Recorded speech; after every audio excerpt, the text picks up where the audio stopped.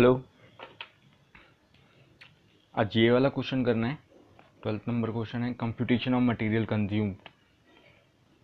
अभी तक हम लोग एक्सपेंसेस निकाल रहे थे। एक्सपेंसेस कैसे फाइंड आउट किया हम लोगों ने, वो अकाउंट बना के अकाउंट फॉर्मेट में, और जो बैलेंस निकल के आता है वो इनकम एंड एक्सपेंडिचर अकाउंट में ट्रांसफ़र हो जाता है।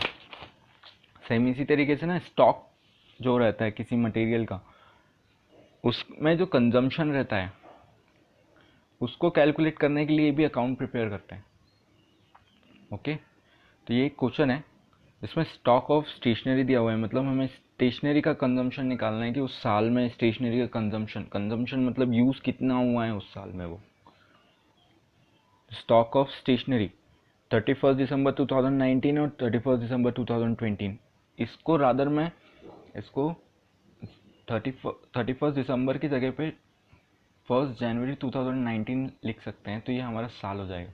तो इस तरीके से ये हमारी ओपनिंग हो गई और ये हमारे लिए क्लोजिंग हो जाएगा। Opening of the year, closing of the year. Stock of stationery opening कितनी थी? 4000, क्लोजिंग था 3000। Creditors for stationery 9000, 2500। ये ओपनिंग, ये closing. Creditor for stationery, creditor for stationery मतलब होता है कि हमने स्टेशनरी परचेस करी हुई है क्रेडिटर्स से। क्रेडिटर्स वो होते हैं जिनसे हम क्रेडिट में, उधार में सामान खरीदते हैं।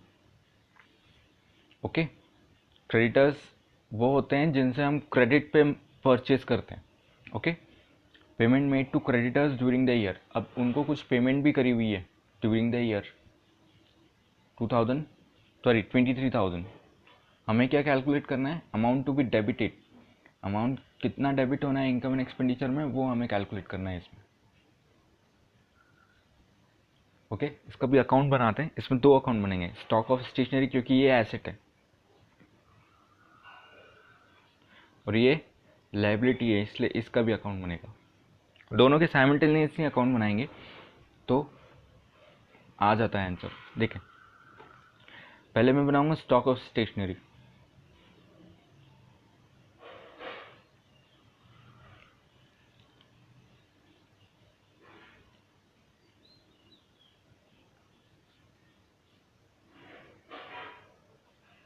छोटे छोटे अकाउंट बनेंगे दोनों के।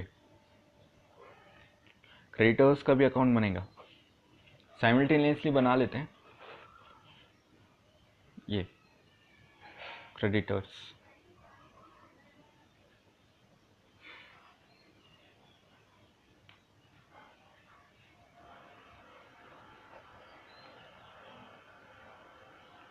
पर्टिकुलर्स।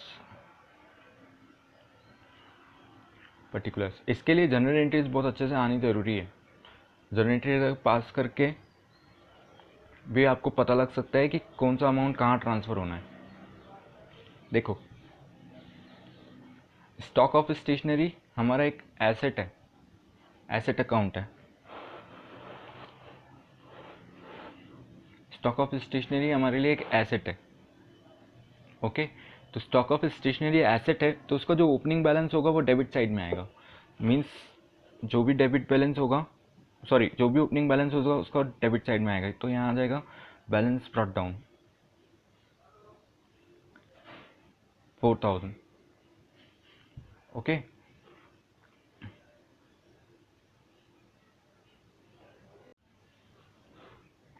और जो भी क्रेडिट बैलेंस हो, जो भी क्लोजिंग बैलेंस होगा एसेट का, वो आपका क्रेडिट साइड में आ जाएगा।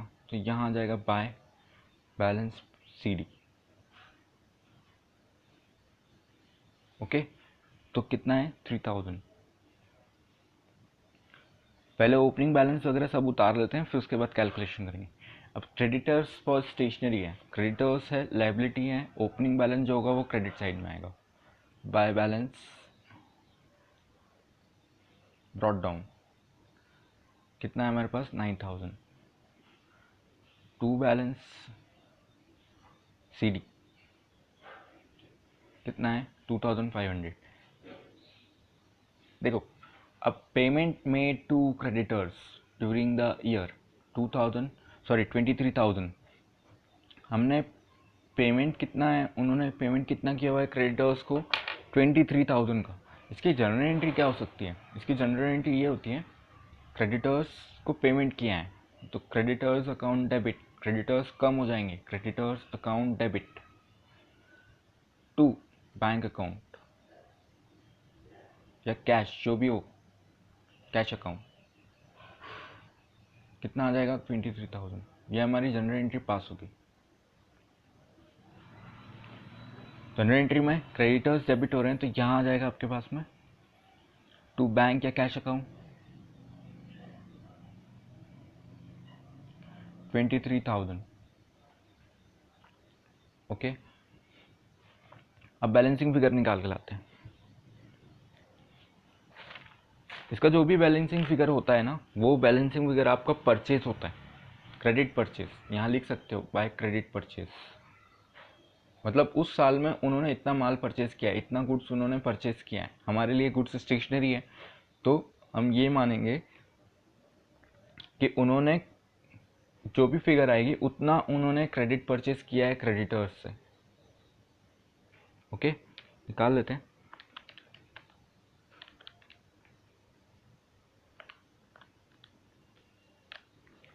$16,500 आ रहा है, 16,500 आ रहा है हमारे पास। ये बैलेंसिंग फिगर है क्रेडिट परचेज का। 25,500 दोनों साइड टोटल।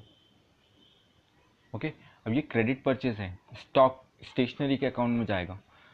क्रेडिट परचेज है तो यहाँ आ जाएगा टू क्रेडिट परचेज।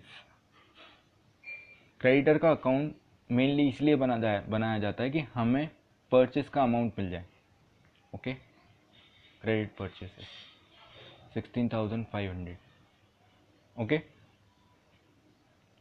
अब इसको फाइंड आउट करते हैं। इसका जो भी बैलेंसिंग फिगर आएगा बाय इनकम एंड एक्सपेंडिचर, जो भी बैलेंसिंग फिगर इसमें आएगा वो इनकम एंड एक्सपेंडिचर में चला जाएगा।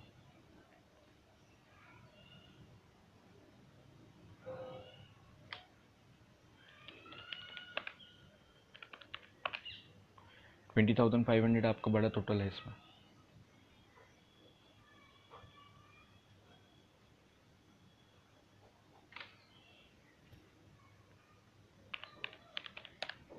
$17,500 आंसर है। ये जो अमाउंट आएगा ये डेबिट हो जाएगा, क्योंकि हमको निकालना था debiting income and expenditure account.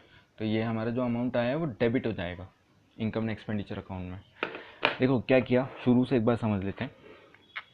हमें फाइंड आउट करना है debit in account income and expenditure account. ठीक है, अमाउंट वो जो डेबिट हो रहा हो इनकम एंड एक्सपेंडिचर अकाउंट में, इसी अमाउंट को हम कंजम्पशन फॉर द ईयर भी बोलते हैं, material consume for the year भी बोल सकते हैं इसको, इस अमाउंट को।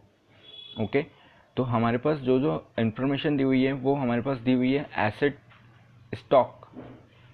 स्टॉक हमारी एक एसेट होती है, तो उसका जो भी ओपनिंग बैलेंस होगा वो डेबिट हो जाएगा, जो भी क्लोजिंग बैलेंस होगा वो क्रेडिट हो जाएगा।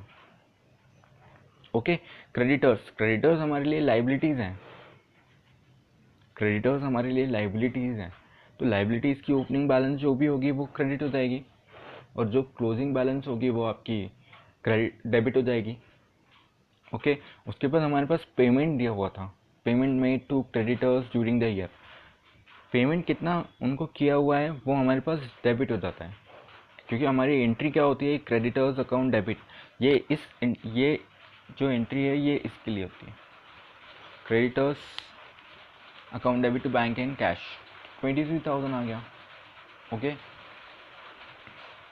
अब जब इनको बैलेंस किया ना तो क्रेडिट परचेज निकल के आई। ये जो अमाउंट आया है इसका मतलब ये है कि इन्होंने इतना परचेज किया है उस साल में ड्यूरिंग द ईयर, मतलब 2020 जब साल ख़त्म हो रहा है तो उस साल तक इन्होंने 16,500 इनसे परचेज किया है क्रेडिटर्स से। ये इस साल की परचेज है। ठीक है, तो स्टॉक में वो परचेज का क्या काम है, देखो हमारे पास हम ये मानते हैं कि 4,000 का स्टॉक ऑलरेडी रखा हुआ था हमारे पास, ओपनिंग 4,000 का ऑलरेडी स्टॉक रखा हुआ था। ठीक है, और हमने इस साल कितना खरीदा, 16,500, तो हमारे पास टोटल स्टॉक कितना हो गया, 20,500। ओके, जिसमें से हमारे पास साल के लास्ट में बचा हुआ है 3,000।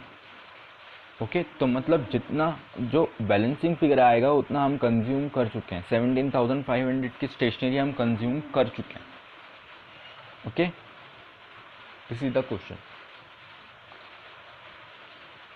ये इतना इस अमाउंट के लिए करना होता है। ये अमाउंट ट्रांसफर होकर इनकम एंड एक्सपेंडिचर में जाएगी डेबिट साइड में।